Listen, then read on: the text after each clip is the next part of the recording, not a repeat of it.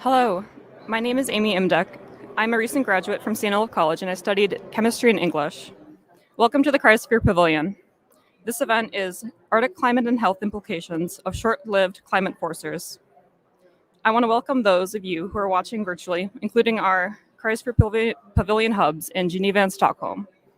You'll have the chance to post questions into the chat, or for some of you at the hubs, directly to the speakers during the question and answer period.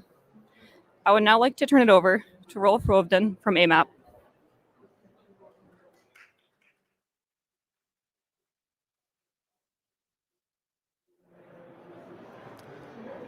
Thank you, Amy.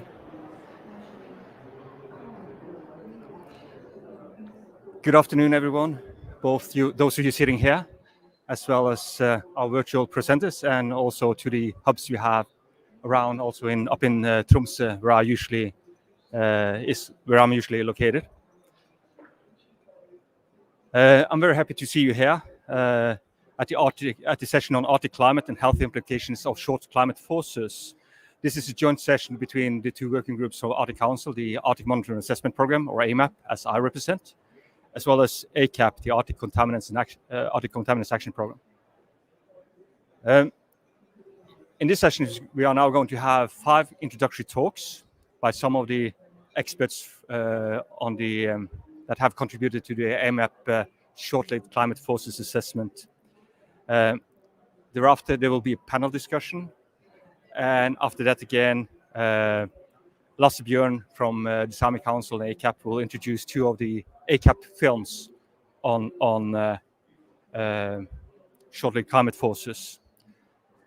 So, and I hope that the panel debate will be an open debate and you're all invited to contribute with questions. So to start with, I would like to introduce our AMAP chair, Ben D'Angelo. His representative is the AMAP representative, and he's usually located at NOAA in US. So please, Ben, would you like to introduce the session and the AMAP assessment? Thank you, Rolf, and I hope my sound is okay. Hello, everyone. As Rolf said, I'm Ben D'Angelo. I'm the chair of AMAP, the Arctic Monitoring and Assessment Program working group, and my host institution, again, is NOAA, National Oceanic and Atmospheric Administration in the United States, where I also serve as the deputy director of the Climate Program Office. AMAP is one of 6 working groups under the Arctic Council. The Arctic Council is a collaborative forum of 8 nations with Arctic territory: Canada, Denmark, Iceland, Finland, Norway, Sweden, the Russian Federation, and the United States. And it includes the Arctic indigenous peoples, represented by 6 permanent participants.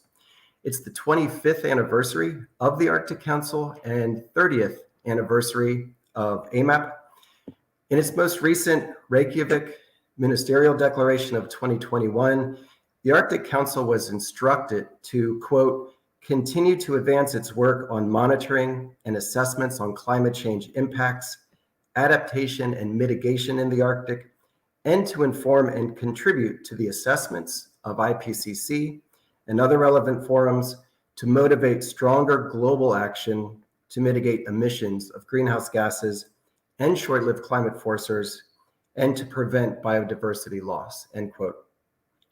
The working group AMAP was established in 1991 to monitor and assess the Arctic with respect to pollution and climate change.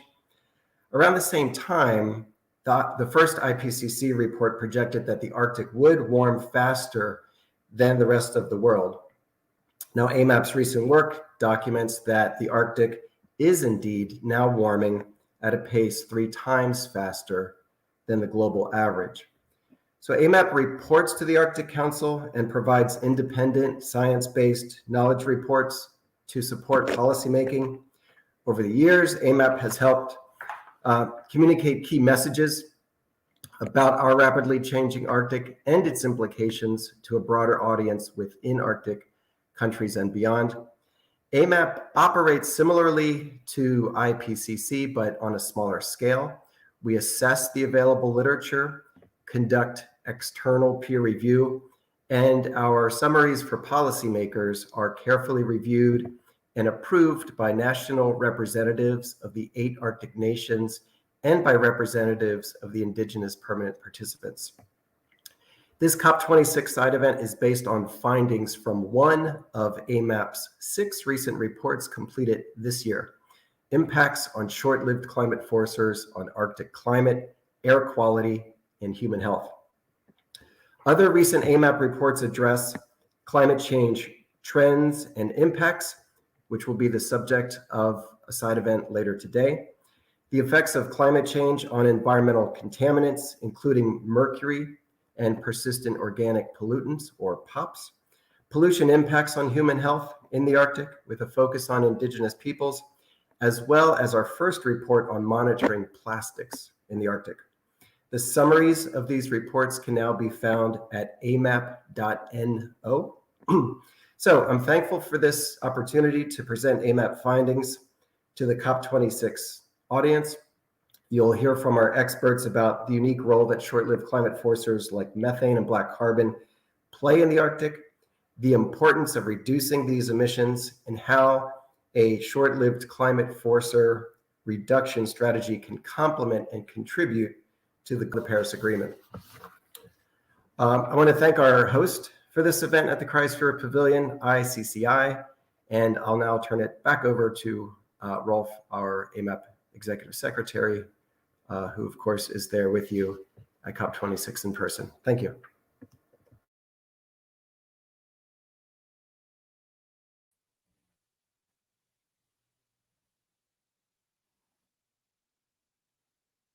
Knut is a research scientist at the Canadian Centre of Climate Modeling and Analysis, Environment and Climate Change Canada, and an adjunct professor in the School of Earth and Ocean Sciences at the University of Victoria, Canada. Knut also co-led the AMAP Short-Lived Climate Forces Assessment chapter, as was mentioned by Ben, concerned with modeling in the Arctic climate impacts of short-lived climate forces and co-emitted air pollutants.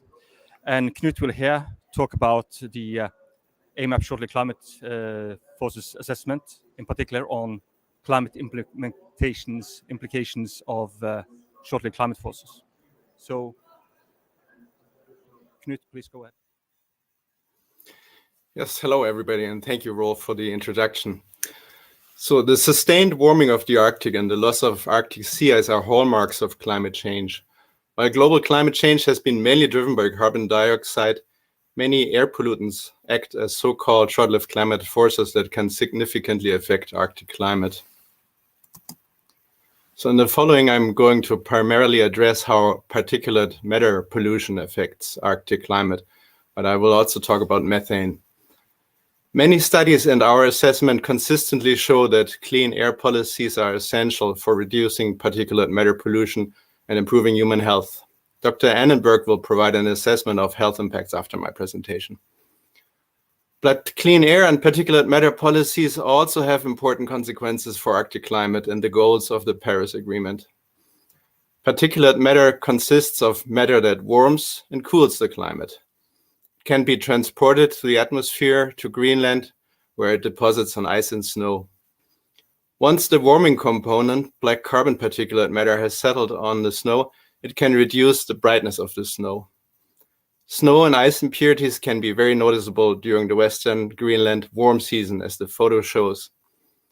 Although our scientific understanding of the physical and biological causes of these impurities is still evolving, there is a scientific consensus that black carbon contributes to snow impurities. It thereby darkens and warms the snow and ice throughout large regions of the Arctic. The IPCC Working Group 1 is using the shared socioeconomic pathway scenarios for climate projections. These SSP scenarios capture a wide range of possible future greenhouse gas emissions. And you can see those full lines here on the graph. In addition to the SSP scenarios, we also use a dedicated set of scenarios focused on specifically on the mitigation of particulate matter and other air pollutants. These are indicated by dashed lines in the figure. Emissions of key particulate matter species are projected to decline globally in nearly all of the available scenarios. So this doesn't matter if it's an SSP scenario or one of the dedicated scenarios. The scenarios are particularly, the reductions are particularly strong in the sustainability scenario, which is SSP 126. And so this scenario has strong greenhouse gas and air quality mitigation objectives. So keep that in mind. The IPCC Working Group 1 determined that there's high confidence that the Arctic will continue to warm above 2 times the rate of global warming. Our own best estimate is that the Arctic temperature could increase by 2 to 3 degrees Celsius between present and 2050 in the SSP scenarios. So this is in addition to the warming of about 2 degrees Celsius over the historical time period. But the exact magnitude of the warming is uncertain due to the large natural variability of Arctic climate and climate model uncertainties. We also find that carbon dioxide and sulfate particulate matter could contribute equally to the Arctic warming. And this is especially the case in the sustainability scenario, the first one that you can see on the left. So if you compare the orange with the blue area, this gives you the comparison between sulfate and carbon dioxide impacts on Arctic temperatures. So let me explain this. Sulfate particulate matter, which is produced from sulfur emissions, cools the Earth's surface by reflecting shortwave radiation and enhancing the cloud albedo. And this has masked some of the Arctic warming in the past. With globally declining levels of sulfate particulate matter, the masking of global warming is diminishing, and this enhances the warming globally and in the Arctic. Sulfate particulate matter is regulated through clean air policies, and these policies will generally affect how quickly the Paris Agreement goals can be achieved.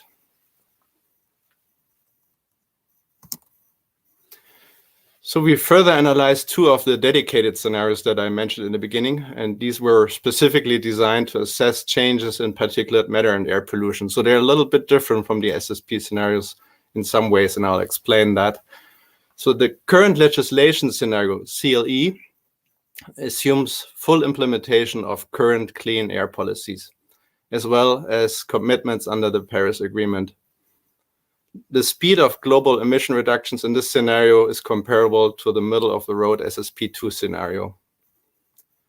And the maximum technically feasible reduction scenario, MFR, assumes the adoption of best available technologies for all air pollutants and methane without any constraints related to investment costs. This produces deeper global emissions reductions than any of the SSP scenarios that we have considered, and they are also faster. So the figure on the left shows the Arctic temperature difference in 2050 between these 2 scenarios. Strong global black carbon particulate matter and methane reductions could slow Arctic warming by about 0.5 degrees Celsius. And they contribute about equally. Black carbon seems to be a little bit stronger in our analysis. So this would largely mitigate the unmasking of Arctic warming from sulfur emission reductions. And the brightening of the snow from reduced deposition of black carbon particulate matter could cool the Arctic by about 2.2 degrees Celsius. And so this is a substantial portion of the temperature difference between these scenarios. Black carbon particulate matter emissions from Arctic Council countries are more efficient at affecting Arctic warming than global emissions. And so this really supports the need for regional policies. Globally, warming could be reduced by about 0.2 degrees Celsius. So let me conclude, and I can happily explain details later during the questions. So overall, we conclude that particulate matter pollution is declining globally with declining fossil fuel use and the introduction of clean air policies. Regardless of air quality improvements, the enhancement of Arctic warming from the declining sulfate component of particulate matter could be considerable, and it may even be comparable to the warming induced by carbon dioxide emissions in the near term. So it will be essential to develop comprehensive policies that further reduce the black carbon component of particulate matter and methane over the next few years. Regional emission reductions can be efficient at producing both local air quality improvements and Arctic climate benefits. Well, thank you very much.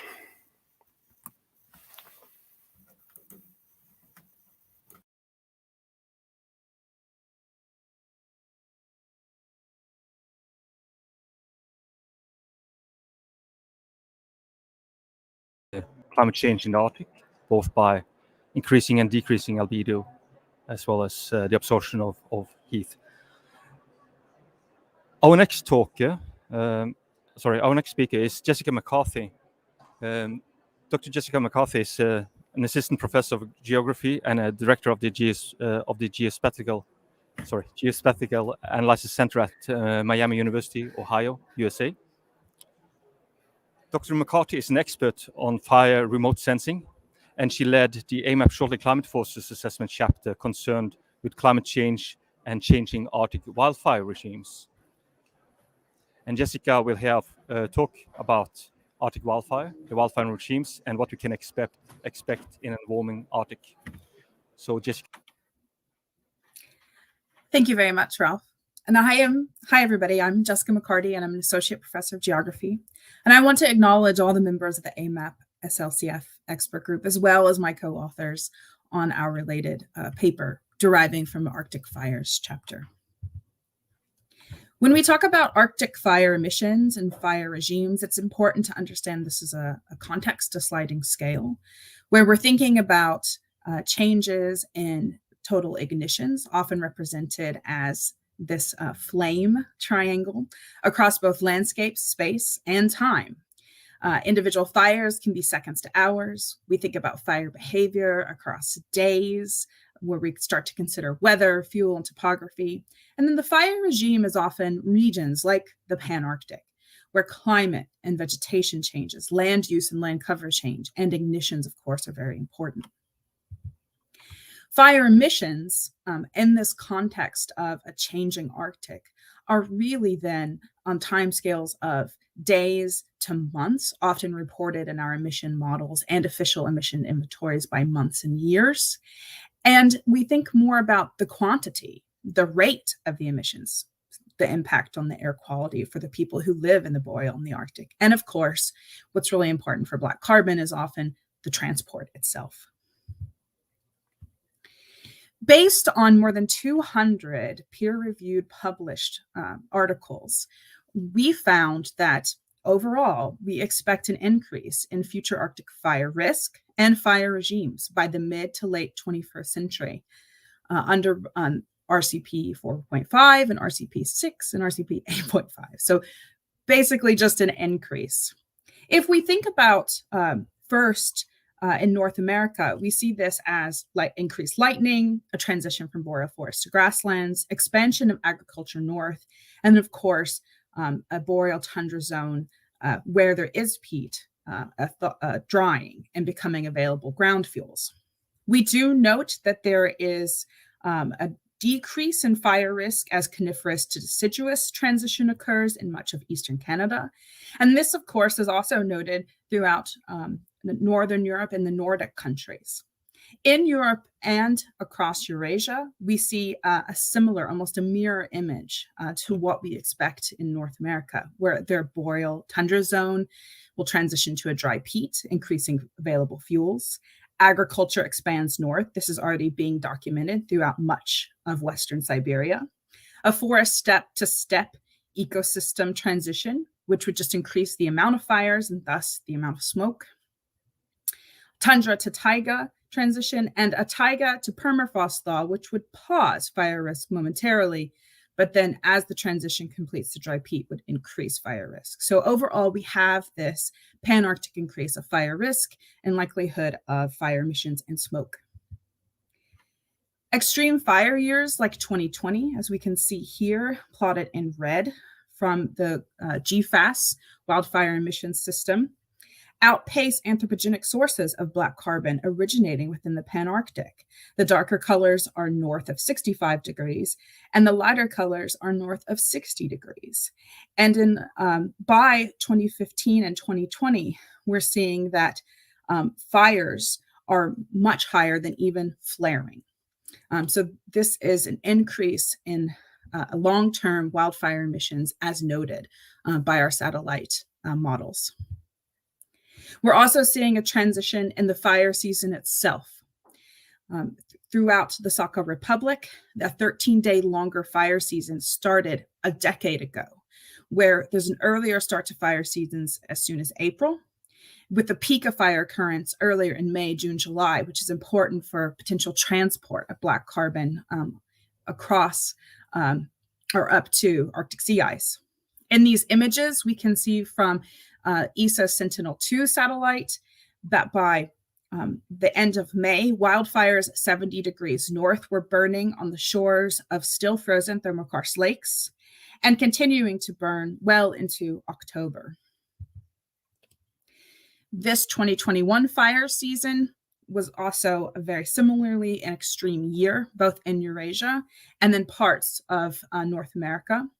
This is shared from Environment and Climate Change Canada from the 5th of October of this year, where you can see, well, Western wildfires throughout the US are producing quite a lot of smoke and PM 2.5 pollution, but so are late season fires in Alberta, Manitoba, and Saskatchewan, which are creating fire and smoke, or creating smoke transport across the lower Hudson Bay and well into parts of the Arctic Circle.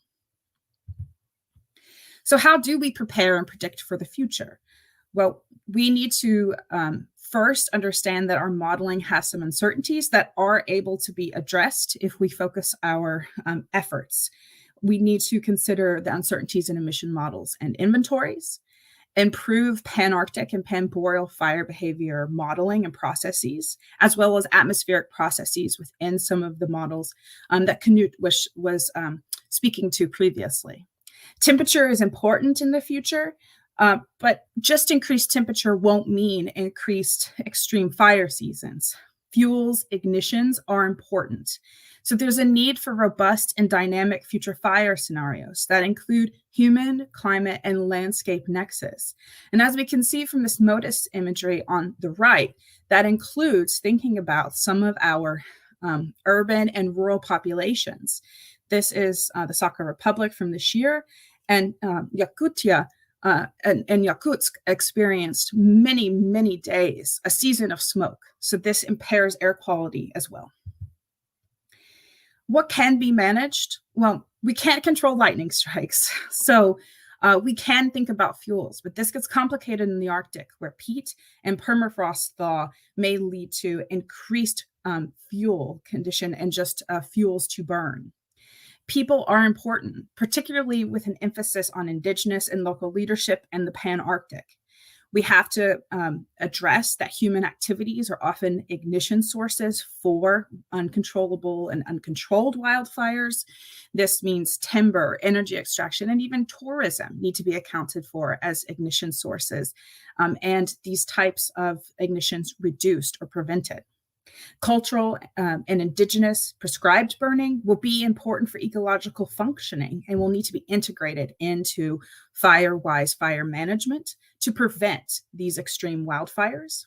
Zombie fires or holdover fires, which I know will be addressed later on in this cryosphere pavilion, really link last year's fire season with this year's fire season, creating a complicated understanding of fire emissions and potential fire pollution from these underground burning of peat deposits.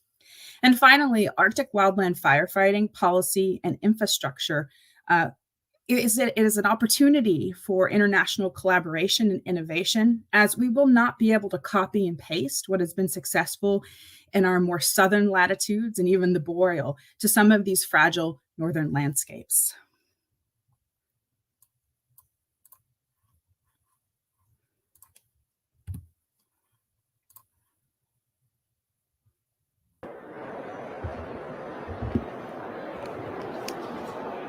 Thank you so much, Jessica, for this very interesting explanation of the scientific background underlying some of those patterns to be seen in wildfires and wildfire regimes lately, as well as pointing out some of the management options when it comes to preventing such events in the future. We're now moving over from effects on ecosystems to the people living in the ecosystem. So our next our next speaker, Dr. Susan Annenberg, is an associate professor of environmental and occupational health and of global health at the George Washington University Milken Institute School of Public Health. And she's also the director of the GW Climate and Health Institute. Susan co-led the AMAP short-lived climate forces assessment chapter concerning with human health impacts of short-lived climate forces. That's, of course, also the topic of her talk here today on human health implications of short-lived climate forces. So, Susan, please, the stage is yours. Thank you very much, and good morning, good afternoon, good evening, good day from Washington, D.C. It is my pleasure to be joining you today talking about air pollution and health in Arctic Council member and observer countries. I want to start by thanking the many people around the world who have contributed to the work that I will share with you today, including all of the contributors to the 2021 AMAP Short-Lived Climate Forcer Assessment. So just to start with a bit of background, that climate change and air quality policy are intrinsically linked. Climate change and air pollution come from the same sources. Anytime we burn fossil fuels or biofuels, we are releasing both greenhouse gases and air pollutants. And so they share common sources and share common mitigation approaches. Climate change can also contribute to worsening of air pollution by contributing to the wildfire smoke that we just heard about, as well as dust storms and biogenic volatile organic compounds, making it easier to form air pollutants in the atmosphere. And of course, air pollutants can contribute to climate change, and that's the subject of this assessment on short-lived climate forcers. Ambient air pollution is considered the fourth leading risk factor globally. That is not the fourth leading environmental health risk factor. That is the fourth leading overall risk factor affecting global public health. It continues to be among the 10 leading risk factors for premature mortality in Arctic Council member and observer countries. And you can see this pyramid of effects from air pollution on the right-hand side here and seeing a real range of health outcomes that are associated with air pollution, all the way from lung function decrements and cardiac effects, things that you may not seek medical care for, all the way to premature mortality.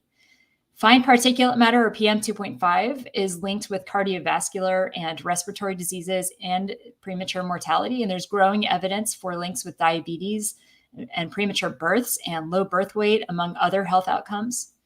Ozone is associated with respiratory mortality and may also be associated with other adverse health outcomes, including metabolic effects.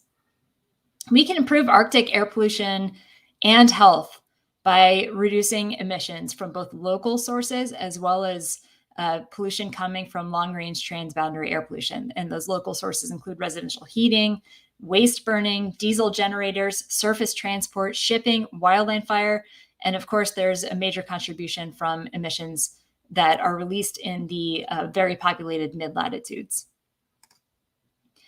As part of the AMAP Short-Lived Climate Forcer report, we modeled several scenarios that Knut has already mentioned, including a current legislation or CLE scenario and a maximum feasible reduction or MFR scenario. And these are the simulated PM2.5 concentrations resulting from those scenarios in 2030 and in 2050 compared with 2015. And I'm showing three geographies here: global on the left, Arctic Council countries in the middle, and then Asian observers on the right. And we've superimposed upon this the World Health Organization air quality guideline for annual average PM2.5, where the thick line indicates the guideline from 2005, which is 10 micrograms per meter cubed. And that guideline was just revised a couple weeks ago. And the 2021 guideline is now 5 micrograms per meter cubed. And so just focusing on Arctic Council countries in the middle here, we see that from 2015 to 2030 and 2050 under current legislation, we see a decline in PM2.5 concentrations, but it doesn't get us all the way to below the World Health Organization 2021 guideline. Following the maximum feasible reduction scenario, we do actually get below that 5 microgram per meter cube 2021 guideline among Arctic Council countries on average. But when we look at the global average as well as the average across Asian observers, we see a different picture here where PM2.5 concentrations are not much changed in 2030 and 2050 under current legislation compared with 2015. They do go down substantially under maximum feasible reductions, but not enough to make it down to the levels of either the 2005 guideline or the 2021 guideline. What does this mean for PM2.5 mortality? We actually see that despite relatively constant PM2.5 concentrations in the current legislation scenario, that global PM2.5 mortality is actually estimated to increase by 38% from 2015 to 2050. And that is because we have a growing and aging population that becomes more vulnerable to the same concentration of PM2.5. And that increase is particularly large in Asian observer countries.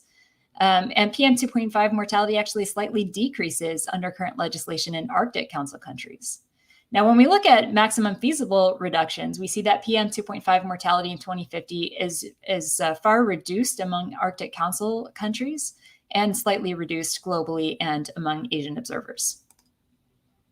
Let's transition now to talking about ozone concentrations. We see that for ozone, there's a slight rise in 2030 and 2050 under the current legislation.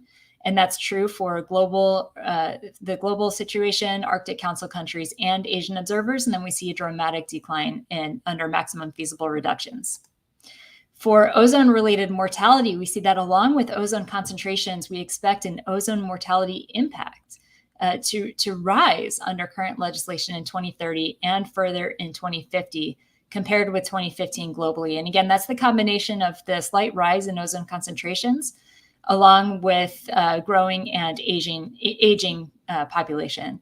And that change is consistent across both Arctic Council and Asian observer countries. As for PM2.5, we see that ozone concentrations and mortality are lower under maximum feasible reductions compared with current legislation.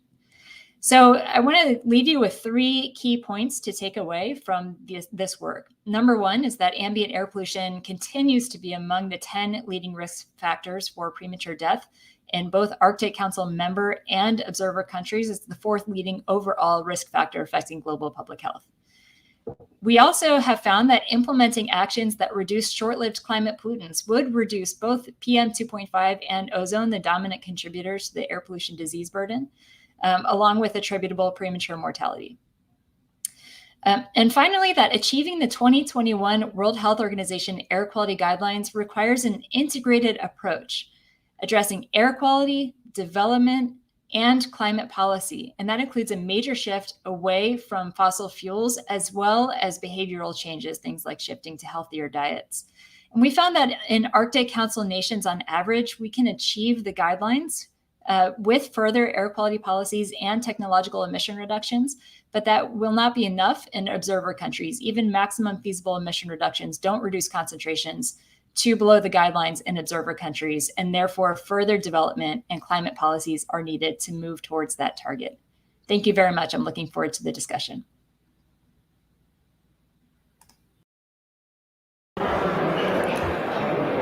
Thank you so much, Susan.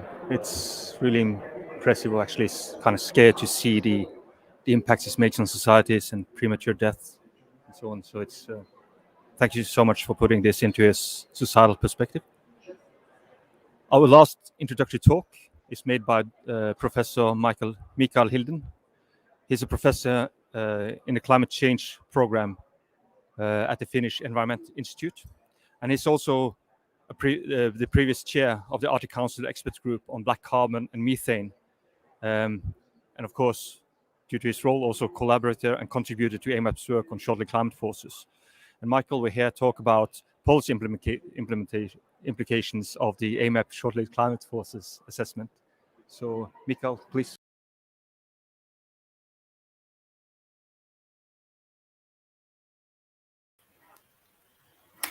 Okay.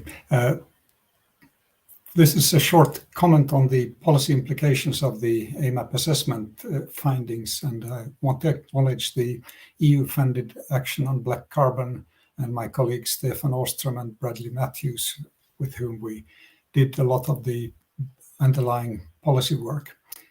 I think the presentations we've just heard show very clearly that the emissions of short-lived climate forces is a complex matter, and reducing them requires collaboration and in order to achieve the progress that can be documented. We can say that there are two main areas of achieving this. It's the policy push that, of course, started with the Arctic Council here, setting the reduction goal at the 25 to 33%, but then supported, of course, by national governments, even local governments, the EU, and then international organizations such as the IMO and the conventions, including the UN Easy Air Convention, and then, of course, as an overall umbrella, the UNFCCC. But in addition to these policy actors, we see expert knowledge, funding, and the policy debate as crucial for achieving the reductions. So we have a host of different types of organization, from the OECD to the World Bank to NGOs, the coalitions on clean air and climate, and research organizations. And the combined effort is what has contributed to the decline. And then we can say that we also find that the emissions of especially black carbon emission reductions are on track. So the collective voluntary commitment to reduce carbon emissions is readily achievable under the current legislation scenario. And that means, of course, that there are also significant further emission reduction potentials. The key to emission reductions of the short-lived climate forces is a continuation of the collaborative and joint actions. And what does this mean? It means, of course, that there is a need for the parallel and joint implementation of the agreed policies and regulations. That should also imply then allocation of funding for specific regional pilot and demonstration activities, eventually contributing to upscaling, and so what we normally call innovations that really change society. And then in order to know where we are going, we need strengthening and standardizing of monitoring. With all these in place, we can ensure that there's a regular evaluation and revision of the actual actions taken, and also a regular evaluation and revision of policies and regulations. Because as the previous speakers have shown, it is indeed a complex matter. It's not just one policy, it's a set of different policy areas with different policy actors. And then finally, as also was noted in the introduction, that it's not enough to just reduce short-lived forces. But so what are the policy conclusions on the assessment? I think the complexity of short-lived climate forces is evident. Further reductions require really societal, technical, and even cultural transitions in the key emitting sectors. And in order to achieve these, we need more systematic evaluations of actions, in particular how to understand the successful actions in difficult areas, such as the example of wildfires and agricultural burning. And maybe also to reflect on the possibility to introduce another aspirational goal for methane in a similar way to the black carbon goal that clearly has highlighted the specific actions that are needed and have achieved to date results, but still highlight also where further actions can be taken. With that, I conclude. Thank you.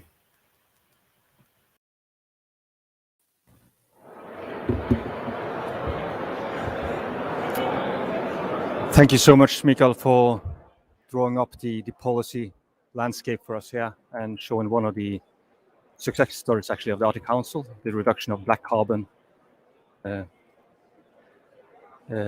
to an agreement on policies. During the last talk, I also saw Kalle Kopian enter the panel, and he's also been a contributor to AMAP's work and to EGBCM and ACAP's work. So I hope we can have you here joining the next part of this session, which is the panel discussion. But first, before doing so, I would just like to say to those of you present that those introductory talks, they refer to results from the AMAP short-lived climate forces assessment, and you can actually find a copy of the summary for policymakers just around the corner here, free for you to take. So, and it's also downloadable at www.amap.no. So then I would like to move into the panel discussion, and I would also like to open the floor for questions from the audience, also here as well as at the hubs. So, but I guess as an introductory question, and I guess maybe Knut, this goes maybe to you. As you presented today, short-lived climate forces, and especially black carbon and methane, have had a special focus in the work of the Arctic Council. And could you please elaborate on why this is so, as well as if you see any changes in this role for the future? I guess it also relates to the presentation of Mikael. So. Yes, certainly. So multiple climate modeling studies have shown over and over again that cutting black carbon emissions and also methane emissions, so if you cut both of these air pollutants, these are very powerful actions that are available to all countries to slow the pace of Arctic warming over the next 20 to 30 years. And so this is a critical time period for avoiding climate tipping points. And so this is primarily a motivation for us to look at this time period. And reducing emissions of black carbon particulate matter from Arctic Council countries is particularly effective because these emissions directly contribute to Arctic snow and ice impurities, which are a big part of the puzzle that we're looking at as climate scientists. So, but of course, to limit Arctic warming beyond 2050 and the longer-term reductions in emissions of carbon dioxide are also critical. And we actually need to address other substances as well, not just carbon dioxide and black carbon and methane. A wider range of policy actions are required to reduce Arctic warming. Thank you. Thank you, Knut. Karli, would you like to add in something on the question? Well, I could first of all, can you hear me via this? Okay, yes. Hello, everyone. I'm a local now here in Glasgow. I'm Karli Kupen from the Finnish Ministry of the Environment, and I'm one of the co-leads of the assessment that we've been hearing about just now. And I'm also a negotiator in the Finnish delegation here. So happy to see so many of you here, and happy, of course, to see all the good experts we have back there in their own home offices. But anyways, yes, I could indeed just shortly comment that I fully agree what Knut pointed out. There's a specific importance from the regional point of view on black carbon actions in the high north, whereas in terms of methane, there is perhaps more room or actually crucial to have global coverage in the first place. But I think this global coverage, as Knut rightly pointed out before, applies also for the black carbon eventually. So perhaps just a short remark from my side here. Thank you. Thank you, Karli. I guess this goes to the panel in general. I mean, what we've heard now is a lot of the results from the Arctic and how it influences the Arctic. But of course, where we are now at the COP, most of you have like a global perspective. So to what extent do you see reductions from the Arctic states' contributions on short-lived climate forces to how could that actually contribute to reach the goals stated in the Paris Agreement? Maybe Knut or Mikael, you could say something on the contribution to the global picture. And Karli. Well, yes. Thank you. I think one important point about the Arctic is, as somebody remarked already in the presentation, that it is a kind of test ground and a possibility to demonstrate that actions can be taken and the actions have results. And there is this kind of regional learning, and of course also the Arctic observer countries are many, so it already naturally spreads in that way. But I think one should not dismiss the idea that indeed, by way of example and demonstration, it is possible to upscale and to get this broader global discussion. And that is one of the ways I see it from a policy perspective. Thank you.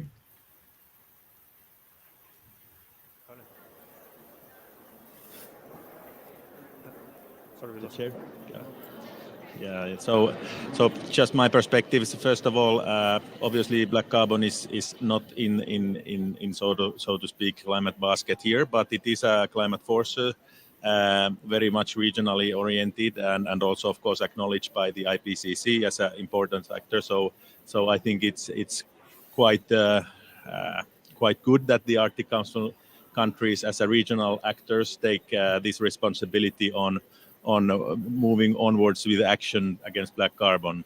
But then what comes to methane, that's obviously a very, very relevant pollutant for us all, and also part of the suite of greenhouse gases that we talk about.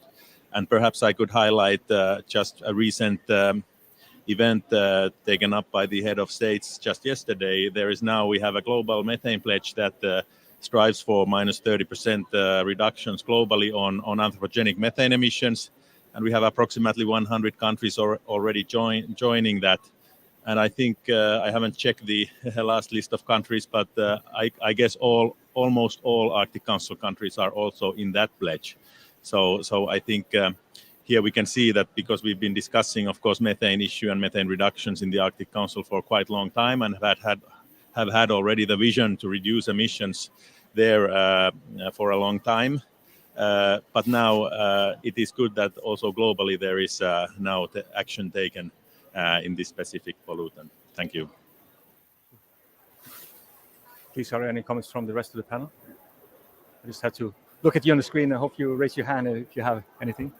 Anyhow, I saw there was a hand raised at the among the audience here, and I do see that AMAP have kind of invaded the scene. So Jason Box, one of the co-leads of our climate report, please. Hi. I wanted to inquire about these large wildfires that we've observed recently in Siberia, and to what extent could those overwhelm this carbon emissions discussion? These are, kind of natural or anthropogenically enhanced sources of black carbon. And what do we know about the deposition of this black carbon onto the bright surfaces? Do we have, what is the radiative effect of those fires on the cryosphere? So I think maybe I should take that question. So it's nice to hear your voice, Jason. Great points to make. So wildfires in Siberia are a part of the natural process, particularly in the boreal forests, and of course in the taiga and the steppe, as many of the grasses are fire dependent. There's no denying that these have been extreme fire years, and that they have led to this past summer being a complete season of smoke throughout much of Sakha and Yakutia. And so I think in our assessment, we did not, because we started it in 2019 and completed it during 2020, we did not necessarily think about what these extreme events would be, even though I remember clearly Knut brought up the 2017 extreme fire in British Columbia. Such a huge fire. So we will have to consider that, because there have been pledges for deforestation, and of course that will be important in the boreal, but what are the impacts of these carbon emissions from fires will be difficult. And it is also important to note that even here in the Arctic and the boreal, the vast majority of ignitions are human caused.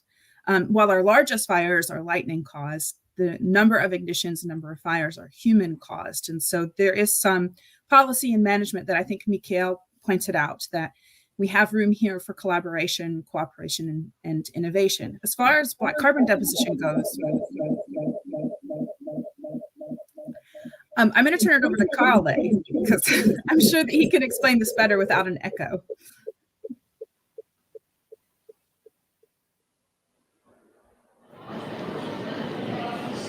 Okay, I didn't quite catch that, but Knut maybe wants to say something on the importance of the different emission sources on deposition and as well as the climate impact. I think we know about that. Yeah, like Jessica said, we didn't specifically look at the recent fires, which have been tremendous in terms of the emissions and also the transport. So looking at satellite pictures, you can clearly see the imprint of these fires onto higher levels of the atmosphere. So this is not just a regional phenomenon, it's really affecting hemispheric processes. So anything that's emitted from North America ends up in other places of the world in the northern hemisphere, and specifically to the Arctic. So the transport of these emissions to the Arctic is relatively efficient because the pollutants are at high levels in the atmosphere, and then they're transported to the Arctic, and that's where they fall onto the snow and darken the snow. And unfortunately, the science is still evolving.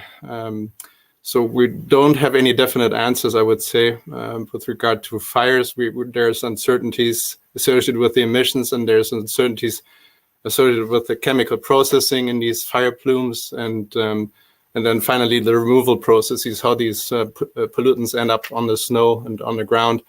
Those are leading edge science questions, and I think we're in an exciting time as scientists that we can actually study these things, and so we need, I cannot say that we need observational studies, we need modeling to really provide definite answers that are really required in this area.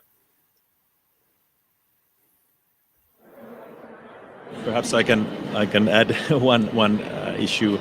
I mean, we are just issuing I wonder if you mentioned it in the beginning, but we are issuing the full science report towards the end of this year, hopefully, and there are specific chapters about the observations that I remember touch upon the relatively recent episodic events that have been there on fires, and you know, it's not only forest fires. There have been some peatland fires in the Greenland that have been sort of case studied. So keep an eye on that product, and of course you're the AMAP team sort of. But anyways, for all, keep an eye on that to be delivered later this year. Thank you. Thank you. Would you like to follow up the question, Jason? Sure. So based on the reactions, my sense is that we lack the observations of black carbon deposition on bright areas across the Arctic. I know that there are a few studies but it seems like an urgent gap. It makes me think of the Mosaic expedition. They must have made these kind of measurements, or then you've got coring, stratigraphic records from cores from ice caps that could be used to reconstruct that. So it seems to provide a roadmap for quite a lot of work that needs to be done if we're going to understand what is the radiative forcing. How much more melt is there from these wildfires? Is it an open question still? I will just note that the largest wildfires are occurring later in summer, usually late June, July, and into August. Wind transport, and I think, as Knut was saying, some of the processes that lead to the deposition are potentially less likely, and also there's just less sea ice for the black carbon to deposit on. The early season fires, the ones that we're starting to note right in April, May, when the transport to the Arctic is most likely, and the deposition on sea ice can lead to early season melt. Those fires are not forest fires. Those are human-caused fires, often in peat, in wetlands, in croplands, and in some steppe and grasslands across North America and Eurasia, and those are likely policy management goals that can be, there's an opportunity there for those to be reduced, to be eliminated and I think that some of the work that Mikael was showing from the EU BCA project was trying to get at that. How do we relieve some of those early season fires? So I hope that answers part of your question, but I agree with what you said. This is a huge opportunity, and we do need to really have an idea of what the radiative forcing is from the wildfires. Let me also come back, Jason. Thanks for the question, and thanks for reminding this second part of your question, because I don't think we first touched upon that. I mean, there is some field studies that have been taken in the high Arctic, in the Pan-Arctic, on collecting the deposition of snow and assessing the black carbon content of that in the snow, as well as then looking into the source contributions, indicating a significant biomass contribution, which would then perhaps be explained by the high north wildfires. But indeed, these are individual studies, and we should have, I think, a more comprehensive pictures on a regular basis to follow up that question, and of course strive for more source contribution studies also in that respect. So I agree with you that definitely that is an area to recommend for further studies. I think we have done that in the this assessment as well as previous assessments for sure. Thank you. Thanks. There's a question from the audience here. If you please could step up and also introduce yourself at the beginning of the question. Good afternoon. My name is Daria Shapovalova. I'm from University of Aberdeen, and I'm very excited to be here because this is something I've been working on for years. I work on Arctic environmental governance, and I agree with you that the Arctic Council's work on black carbon and methane is a success story of the Arctic Council, not only in the scientific findings, but also from mobilizing that political consent as well. So my question as a lawyer is, what's next for the expert group? Is there any plans on following up on the implementation of recommendations in the latest report? Is there any plans of working with industries directly, especially in the oil and gas, and what's after the 2025 goal? Thank you. I think that goes to Carla and to Mikael. So Mikael, would you like to start? Yes, thank you. Thank you for the question. I think it's a very important point you raise, and it's an ongoing process, of course, within the expert group and the Arctic Council to really, as I said, start to dig in and evaluate the policies that have been put in place, because some have turned out to be more effective than others, and some areas in particular, for example, the transport sector has progressed very well in reducing emissions, but then other are more difficult and require different approaches. So I certainly see that there is a need for further work in the expert group, and Carla is the best person probably to say something about the current progress, but we are working both to support the expert group more widely in the governance research, looking into these specific instruments, and in particular, I think it's important to underline, as I tried to show, that these are interacting, and put a link to what we call the roadmap of meetings that was developed in particular by Brad Matthews, which shows the complexity that it's not just one body or one set of meetings that is doing this work, but we have them all over the place, and there's a need to have this coherence between the different actions. And there I see that the Arctic Council and the observer countries can have a very significant role to play. But over to Carla on the more detailed up-to-date. Yes, thank you very much. Thanks for the question. It is very timely, I can assure you. Well, if you think about the mandate given to us, Arctic Council countries and permanent participants, and I would say observers as well, from the ministerial in May in Reykjavik, it indeed points out towards revisiting or looking at the goal that has been put up, and as a plural, so the goals. So I think we have the mandate now, Arctic Council countries, to to start this process. But Russia has just taken over the chairmanship, so we are under their chairmanship now, and the process is starting. So it is too early, of course, to say how and what kind of issues will be taken up. But the process is starting, and of course we have to, in my opinion, look at the concepts in a broader sense and keep listening more to what will come then during this course. But we have the mandate. Thank you so much for the question. Our next question comes from Pam Pearson, ICCI.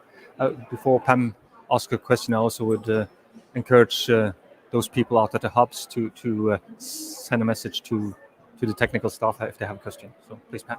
We appreciate this focus on black carbon. I would say that especially at this COP, it is really AMAP that is carrying the entire message of black carbon. Although there is an entire methane pavilion, perhaps we want to look into a black carbon pavilion at some point in the future. I was wondering if you could speculate about the potential for any sort of interaction between, so this is more to Carle, between the Arctic Council joint commitment to the 25 to 33.33% reductions and the LRTAP Convention's revision of the Gothenburg Protocol, and whether the Arctic Council commitment might interact with that and come to a change where it perhaps adopts at least the Arctic Council's commitment as it moves forward. Thank you. Well, thank you for the question, Pam. Again, very timely as the last one. Well, I mean, I can comment perhaps from the perspective that in the Arctic Council we are the 8 plus that discuss, but in the LRTAP we are of course a larger community. We have made the LRTAP or the Convention on the Long-Range Transport of Air Pollutants very much aware of the work of the Arctic Council, and there are many elements in that work stream as well. So as we start now revising that protocol, we have to of course revisit all these parts, but it's too early to say if there is political willingness in that forum to take on quantitative targets or something like that. At least I have not heard. I'm not the government official following that stream necessarily, but of course I'm very much informed about those talks as well. But I think the talks start and are ongoing, so we'll see. Thank you. Maybe Ben, you would like to say something about the interaction between the different parts of the Arctic Council, like the expert group, the ACAP working group and the AMAP working group, regarding how we actually work on black carbon and methane issues? Yeah, thanks, Rolf. So because of the importance of black carbon and methane, we are not the only group under the Arctic Council working on these issues. So we, AMAP, take on kind of the broad assessment with a large focus on kind of pan-Arctic trends and future projections and implications, climate, air quality, public health. We also have a complementary working group, ACAP, that works at the project level. And so their work is very complementary, where ACAP can explore kind of on the ground projects, explore the potential of different technologies, mitigation options in different sectors like transportation, diesel vehicles, agriculture, et cetera. And then there is a third group under the Arctic Council, the expert group on black carbon and methane, that focuses on the policy issues at the Arctic Council level and informs the Arctic Council about any voluntary measures, commitments the Arctic Council would like to take collectively, and AMAP will continue to play the role of informing the policy questions for the Arctic Council. I think, for example, this recent global methane pledge that Carla referred to I think that would be ripe for AMAP to kind of, evaluate how that scenario would compare to the scenarios that we already looked at in this most recent AMAP assessment. So I think, given the fact that changes in these emissions, they are short-lived climate forcers, can have a near immediate impact on both the climate and the health. I think it is important to evaluate trends in emissions on a fairly frequent basis to evaluate how we're doing and where the opportunities are for further benefits. Thank you, Ben. I just wanted to kind of turn the table a bit, because we've been talking about now the success stories when reducing emissions and so on. However, the short-lived climate forces report kind of shows the duality in this. And Susan, you said, you told us about health effects of short-lived climate forces, and one of those dualities that we've been pointing out in this report is the masking effect of sulfuric compounds versus the health effect of such compounds. How would you explain to us on how to act regarding this contradictory effects of sulfuric compounds on human health versus climate? I mean, you kind of put us in a hard choice, like choosing between climate effects and human health effects, and the numbers you presented, they were rather immense. It's a great question. Thank you for asking that. And it is a challenging question because, yes, there are some pollutants that both warm the climate and damage human health. And those are the obvious ones to be reducing for a win-win, for a societal win-win. We improve the climate and we improve public health. For those pollutants that have a contrasting effect on the climate and health, it becomes a little bit more complicated. And yet I would say that it still can be relatively straightforward. Air pollution, as I said, is the fourth leading risk factor affecting global health. We can't not address air pollution. We need to improve our air quality to protect human health. We also can't not address climate change. This is the largest challenge to public health now and in the future. And so we need to be addressing them both simultaneously. And so that means that we cannot avoid reducing sulfate. We need to reduce sulfate to improve public health. It just means that we also need to ramp up our reductions in climate warmers. So we need to be coupling any sulfate reductions with reductions in black carbon and methane and carbon dioxide. And so it points to the need for further reductions in climate warmers to be able to simultaneously protect public health and avoid warming. Thank you, Susan, for explaining us this. And I would like kind of now to introduce Lasse Björn from ACAP. Not only from ACAP, but he's also representative of Sami Council, so also representing some of those that kind of feel both these effects on in their everyday life and actually on the body, on both on how climate influences your work with reindeer and other livelihoods, as well as human health effects. So Lasse Björn, please, if you could say something about this and then introduce the films, the ACAP films to us afterwards. Thank you for that. My name is Lasse Björn. I'm the Sami Council representative to the ACAP working group.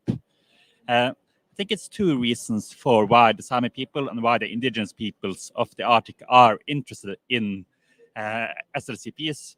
And the one is on a larger scale. These are our food systems. The forest with fires are our lands where we have reindeers. The ice that's melting is the hunting grounds for Inuits and others, people who use that for their lives. It's the food systems where we need to survive as a people, and also a food system to secure, food for the future for the whole planet. And that's why indigenous peoples are interested in these questions. I'm not a scientist do not know all the technical stuff like from AMAP, but it's very interesting to see the assessments of this.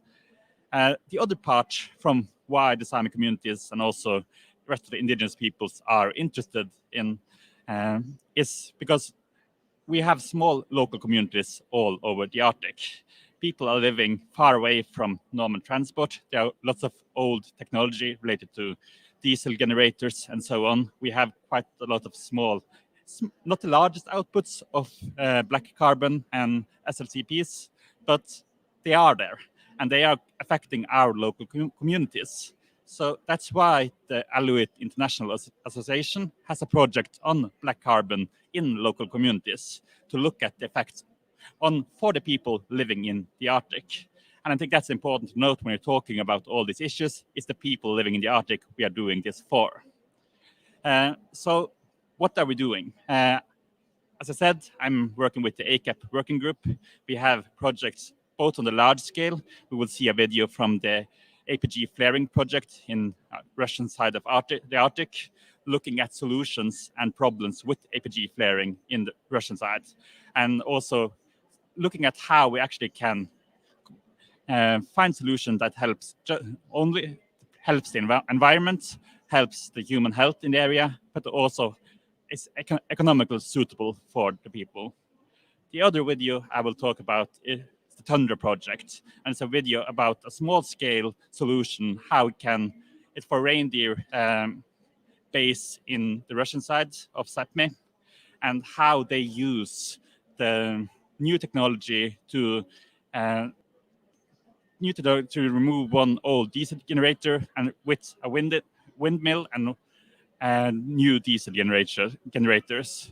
So, and I'm talking here about putting up windmills. And if you're from Norway or from Sápmi, you will see that's quite a conflict. Why are Sami people talking about windmills, about wind turbines? And the question is all about scale. We need energy for our needs. We need energy to remove our pollutants, our black carbon, our CO2 emissions. But we do not need larger scale for all of the Arctic. We do not need large scale wind industry to remove, to place other industries that will remove our place in the Arctic. We have a place, we have our sustainable ways of living, and that's important for me to note, that we need clean energy for our needs, and that's why we are working with the project in the Arctic Council. So first, we will see a video on the APG flaring project, looking at solutions for larger scale solutions to stop black carbon emissions. Then we will see a video on the Tundra project. Thank you.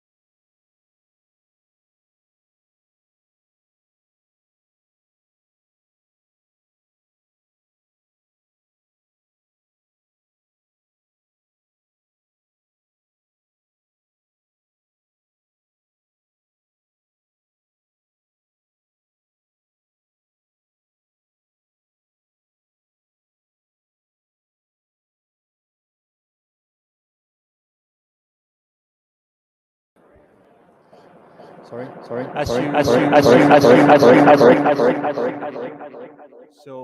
if there are any other questions, still an opportunity to ask.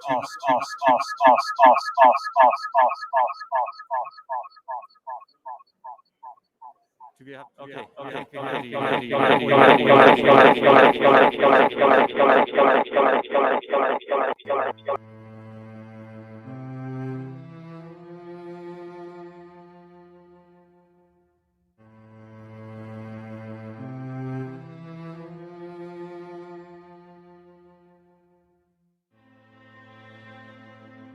Rapid climate change is taking place in the Arctic, leading to a number of adverse effects such as accelerated melting of snow and ice, ocean acidification, permafrost thawing, and increased frequency of forest fires and extreme weather events.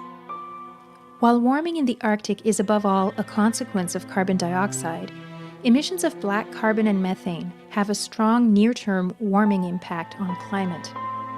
These substances are referred to as short-lived climate pollutants. They are contributing to these rapid changes in the Arctic as well as to air pollution. Associated petroleum gas, or APG, is a byproduct of oil production that contains a large amount of methane. Flaring is often used to burn off this gas, a process that is sometimes necessary for safety reasons. Unfortunately, flaring of APG is a major source of harmful emissions of short-lived climate pollutants, including black carbon. Most flaring of APG is also a waste of precious energy resources.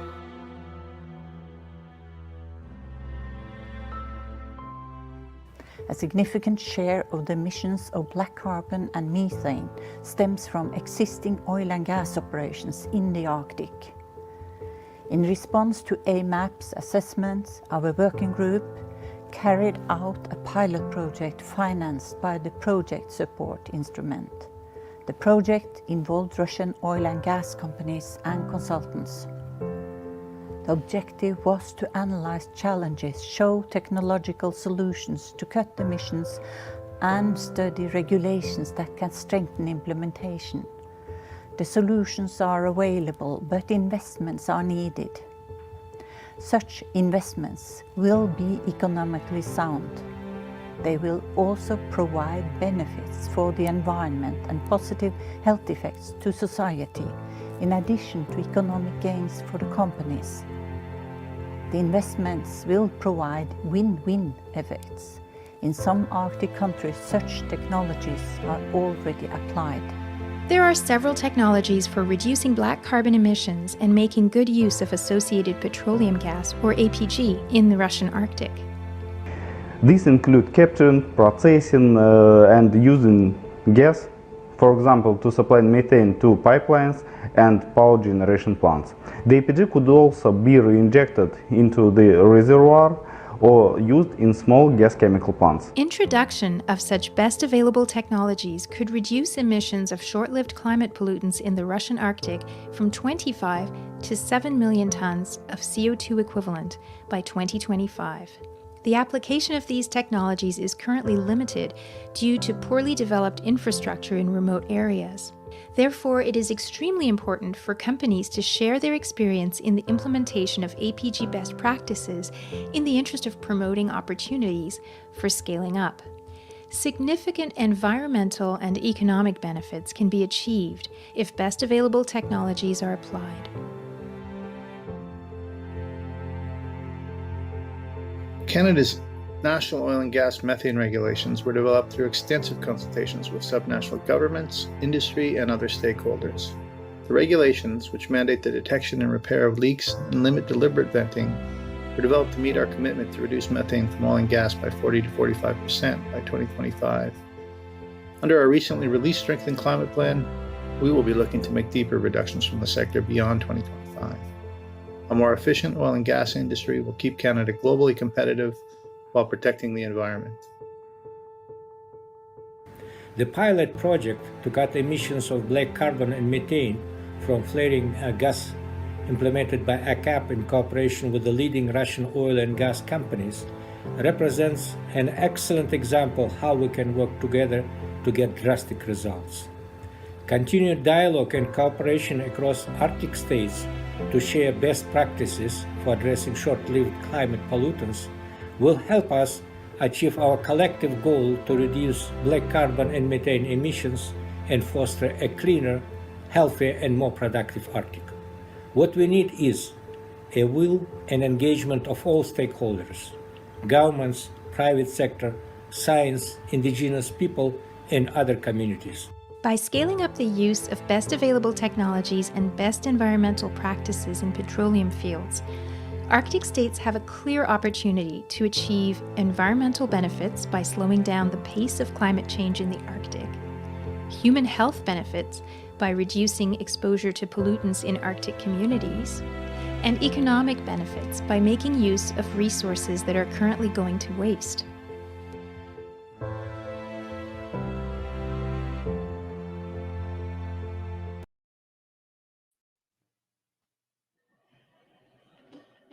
Thank you for seeing this video. The next video will be from the next video will be from the Tundra project.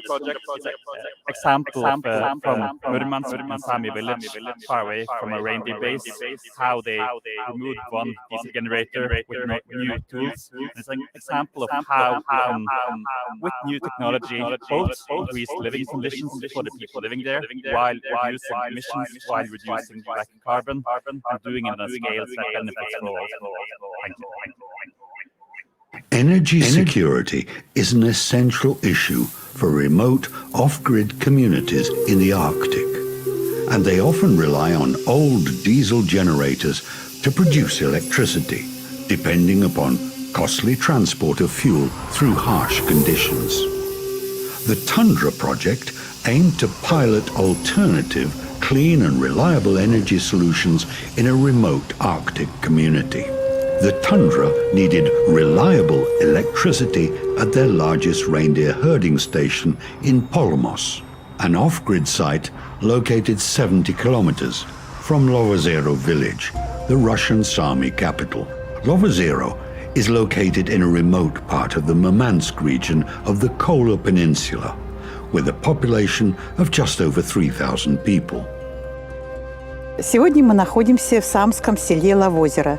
В Ловозеро живут люди разных национальностей, очень многих национальностей. В основном местное коренное население – это самы.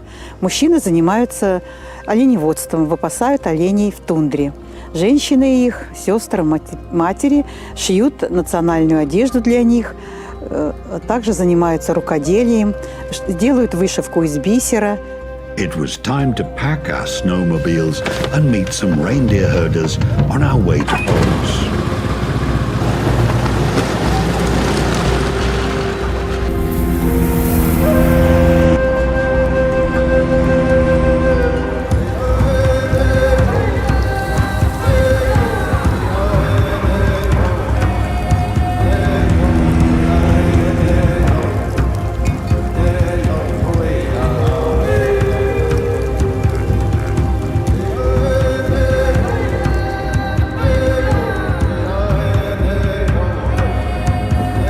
Стад у нас выпускается на пастбищах, у них корм идет ягельный.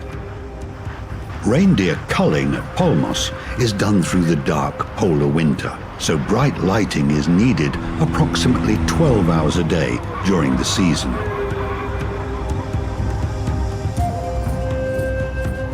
В период до 2015-2016 года на оленеводческой базе Полмыс использовалась обычная генераторная установка, которая заводилась исключительно по времени. То есть мы ее заводили в период с 17:00 до 12:00, ну и иногда еще с 3 часов дня и до 12:00.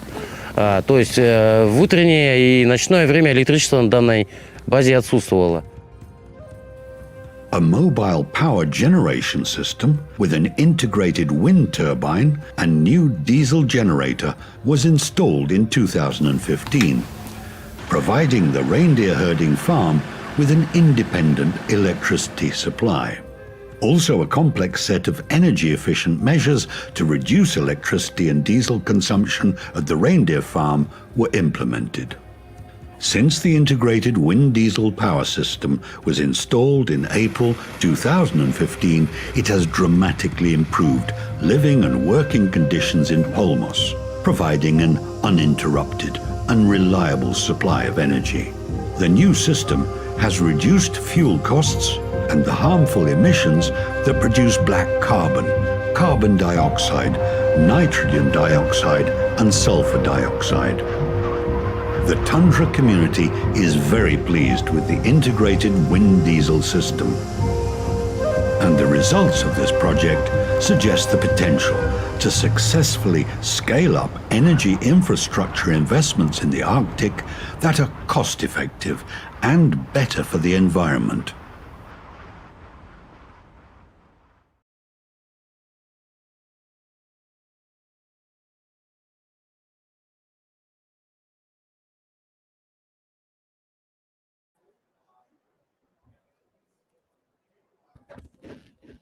Okay, that was the last word from me. We'd like to thank you all for coming to the session. Thank you. Also, thank you to the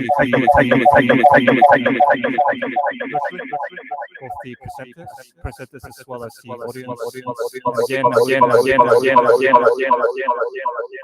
Those who are interested, you can find the some proposed makers on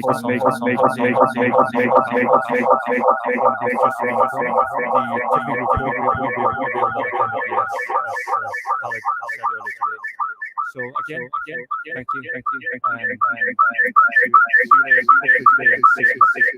later.